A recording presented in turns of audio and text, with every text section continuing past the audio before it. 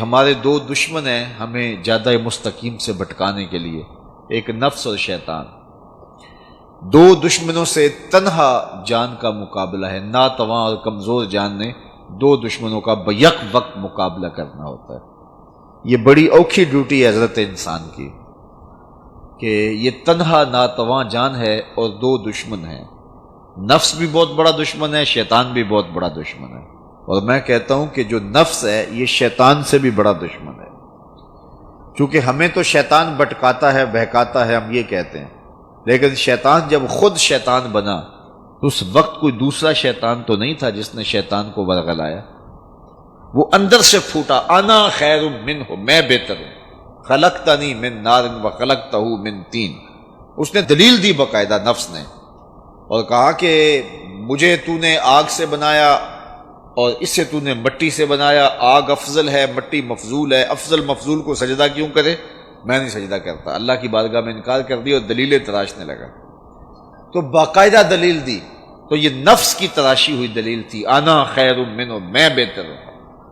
تو یہ نفس ہے جو شیطان کو شیطان بنانے والا ہے، اور یہ ہمارا دشمن شیطان سے بھی بڑا ہے، اور اس کو قابو کرنا، اس کو رام کرنا یہ بڑا مشکل ہے۔ باج فقیراں کسے نہیں ماریا، باہو ظالم چور اندر نہ ہو۔ یہ بڑا ظالم ہے اور یہ اندر کا چور ہے۔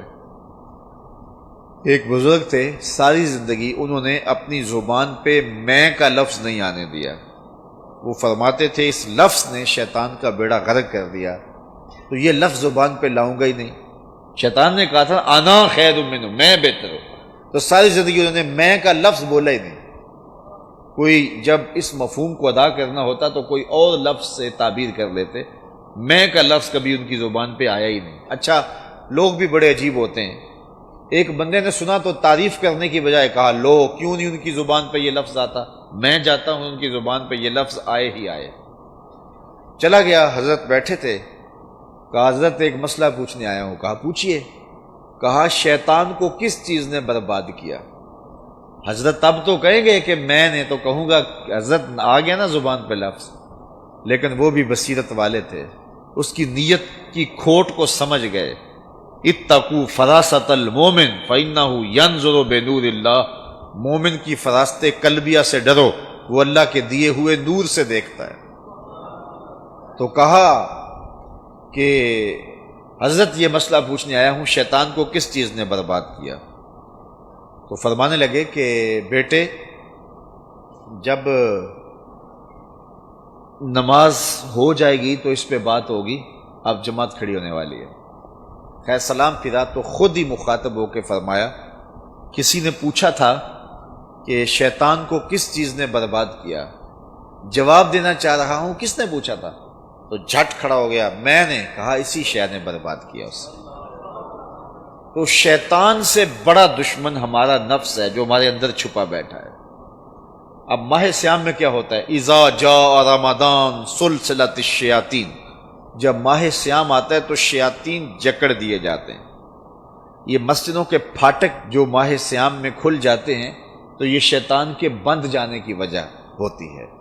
جہاں 1.5-2 صفیں ہوتی ہیں وہاں 6 صفیں تراویح میں ہوتی ہیں، تو یہ شیطان بند گیا ہے تو ایسا ہوا، لیکن اس کے باوجود نظر بہک رہی ہوتی ہے، خیال آوارگی میں ہوتے ہیں، کم تولا جا رہا ہوتا ہے، کم ناپا جا رہا ہوتا ہے، ملاوٹ کی جا رہی ہوتی ہے، جھوٹ بولے جا رہے ہوتے ہیں۔ تو یہ کیوں ہوتا ہے؟ اس لیے کہ نفس موجود ہے۔ جو گناہ ہو رہے ہوتے ہیں وہ نفس کے موجود ہونے کی وجہ سے ہو رہے ہوتے ہیں، اور جو نیکی کا ماحول پیدا ہوتا ہے وہ شیطان کے بند جانے کی وجہ سے ہوتا ہے۔ لیکن ہمیں اتنی آسانی ہے کہ دو دشمن تھے، ناتواں تنہا جان کا مقابلہ تھا، ماہ سیام میں مقابلہ 1 to 1 ہو گیا، ایک دشمن ہمارا بند گیا، دوسرا دشمن نفس موجود ہے۔ اگر ہم رمضان المبارک کے ان لمحوں میں اس نفس سے لڑ لیں تو شیطان چھٹ کے بھی کچھ نہیں کرے گا، اس لیے کہ وہ باہر کا دشمن ہے، اتنی دیر تک وہ کچھ نہیں کر سکتا جب تک اندر کا دشمن ساتھ نہ دے۔ ہمارے دیہاتوں میں چوری ہو جائے تو لوگ کہتے ہیں کوئی اندر کا بھیتی ضرور موجود ہے، یہ اندر کا دشمن ہے، باہر والے کو راستہ دیتا ہے۔ اگر یہ قابو میں آ گیا تو شیطان چھٹ کے بھی کچھ نہیں کرے گا۔